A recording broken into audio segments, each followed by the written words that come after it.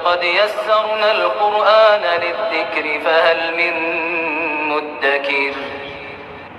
اور ہم نے قرآن کو سمجھنے کے لیے آسان کر دیا ہے، تو کوئی ہے کہ سوچے سمجھے؟ الحمدللہ وکفا وسلام علی عبادہ الذین اصطفی، اما بعد. اعوذ باللہ من الشیطان الرجیم، بسم اللہ الرحمن الرحیم. رب اشرح لی صدری ویسر لی امری واحلل عقدۃ من لسانی یفقہوا قولی.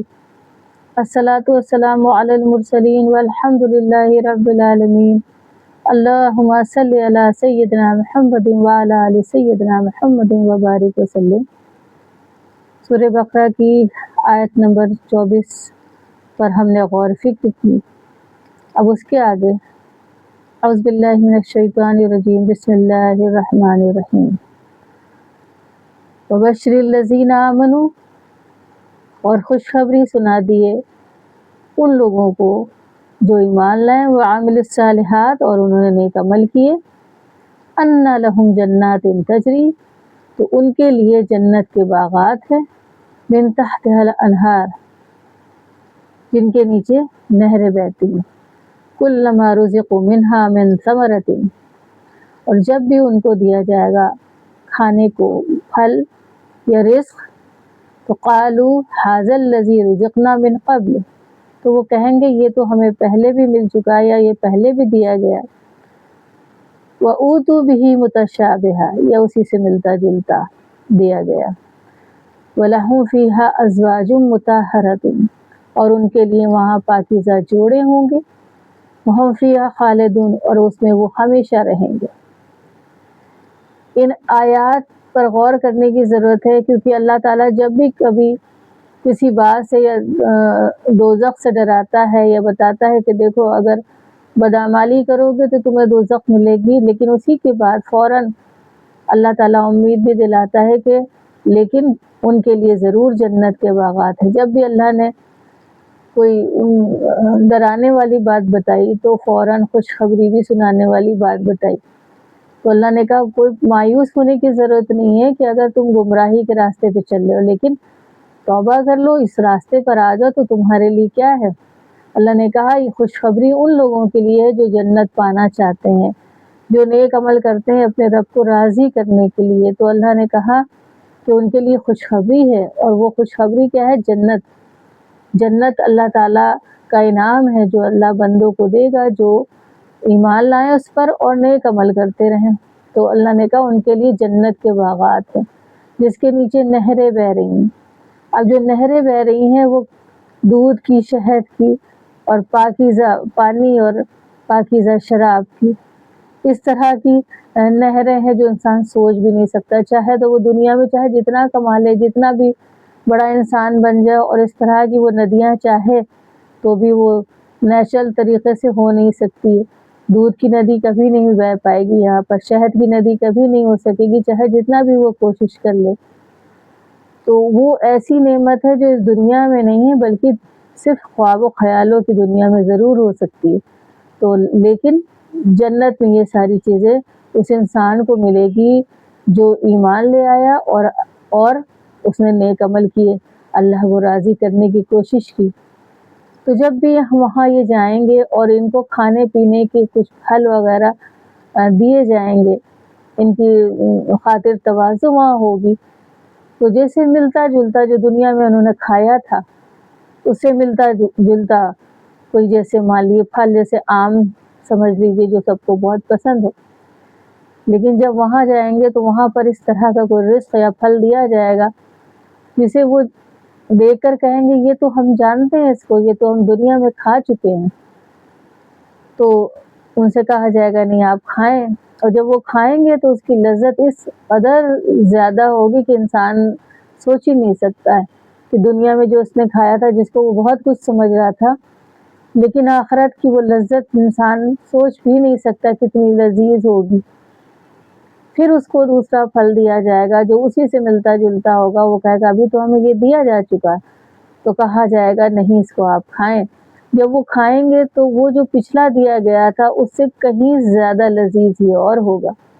تو اس طرح سے وہ نعمتیں اور یہ جو لذتیں وہاں بڑھتی جائیں گی. وہ ختم نہیں ہوں گی بلکہ بڑھیں گی۔ دنیا میں کیا ہوتا ہے؟ دنیا میں یہ ہوتا ہے کہ کوئی چیز انسان کھاتا ہے، چاہے وہ آم کھائے یا جو بھی اس کی پسندیدہ چیز ہو، اس کو جب کھاتا ہے تو کھاتے کھاتے ایک ٹائم ایسا آتا ہے کہ اس کا دل بھر جاتا ہے، اب اس میں وہ لذت اس کو محسوس نہیں ہوتی جو پہلے ہو رہی ہوتی۔ لیکن آخرت میں، جنت میں ایسا نہیں ہوگا، جتنی دیر تک چاہے وہ کھائے اور لذتیں بڑھتی جائیں گی۔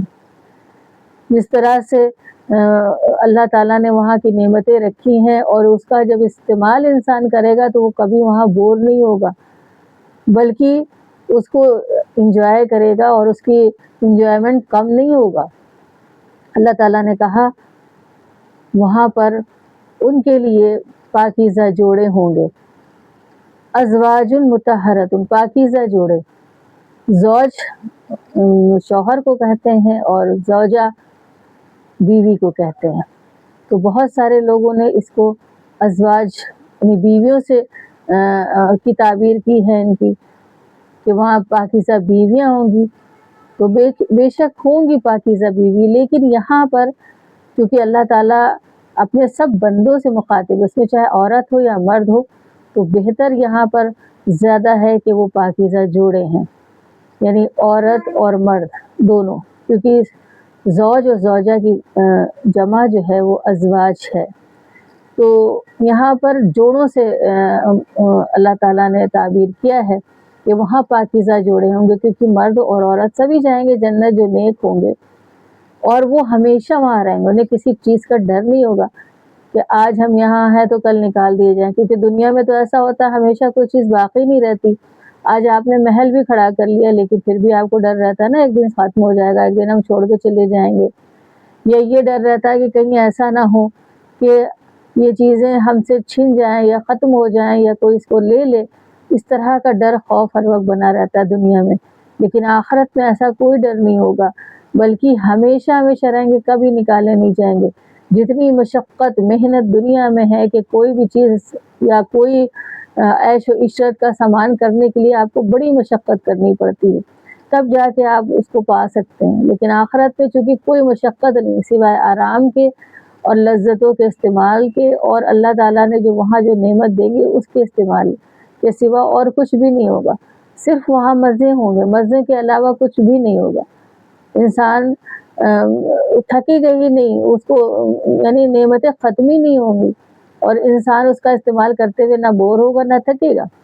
تو یہ ایک اللہ کی سب سے بڑی نعمت ہے جنت، جو اگر کسی کو مل جائے۔ دنیا پانے کے لیے جو چھوٹا سے چھوٹا گھر بنانے کے لیے انسان کو کتنی جدوجہد کرنی پڑتی، کتنی محنت کرنی پڑتی ہے، تب جا کے کہیں وہ ایک چھوٹا سا گھر بنا پاتا ہے، اور اس میں بھی صحیح سے رہ نہیں پاتا، کچھ دن ہی رہتا ہے پھر وہ اس دنیا سے چلا جاتا ہے، یا کوئی دوسرا وہاں پر آ کر یا کوئی قبضہ یا کچھ اس طرح کی چیزیں ہو جاتی ہیں جو اس کو صحیح سے اس کا استعمال نہیں کر سکتا ہے، یا پوری زندگی اس نے گزار دی دنیا حاصل کرنے میں، اور جا کر وہ کہیں 40-50 سال کا ہوا تب اس کو یہ آرام ملی، لیکن پھر بھی وہ آرام نہیں، کیونکہ اب تو بیماریوں نے اسے گھیر لیا۔ پہلے بھوک تھی، چیزیں نہیں تھی، اب چیزیں ہیں لیکن بھوک ختم ہو گئی۔ پہلے ہر چیز ہضم ہو جاتی تھی، اب یہ عمر ہو گئی ہے کہ اچھے سے اچھی چیز ہضم نہیں ہو رہی ہے، تو اس کی ڈائٹ اس وقت بھی وہی دال روٹی اور سادہ کھانا تھا، آج بھی ڈاکٹر نے اس کو وہی سادہ کھانا بتایا۔ تو اتنا جدوجہد اور کوشش کرنے کے بعد آپ بتائیں کہ کیا فائدہ ہوا؟ کوئی فائدہ نہیں ہوا۔